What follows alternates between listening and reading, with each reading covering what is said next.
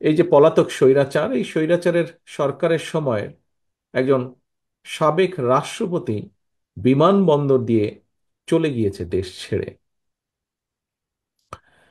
আহ, যেভাবে চলে গিয়েছে সেটিকে যদি আমরা মিলাই তাহলে দেখব যে 5ই আগস্ট আরেকজন দেশ ছেড়ে পালিয়ে গেছে, ইনিও অনেকটা সেভাবেই পালিয়ে গিয়েছেন। কিন্তু এখন বলা হচ্ছে যে অন্তর্বর্তীকালীন সরকার নাকি তার এই দেশ ত্যাগের ব্যাপারে কিছুই জানে না।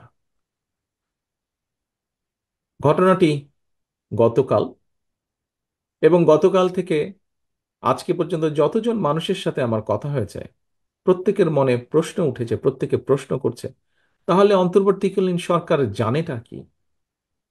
সাথে এও অভিযোগ উঠেছে সংস্কারের নামে সময় ক্ষেপণ করে অন্তর্বর্তীকালীন সরকার একদিকে যেমন হয়তোবা পলাতক স্বৈরাচার এবং তাতে দোসরদেরকে নিরাপদে দেশ ত্যাগের সুযোগ করে দিচ্ছে, অপরদিকে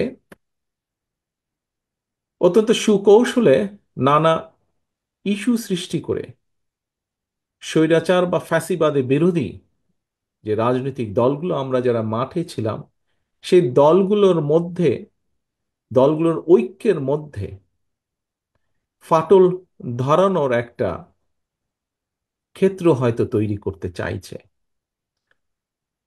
পলাতক স্বৈরাচারদের সহযোগীদেরও পুনর্বাসনের ক্ষেত্রও হয়তো তৈরি করতে চাইছে।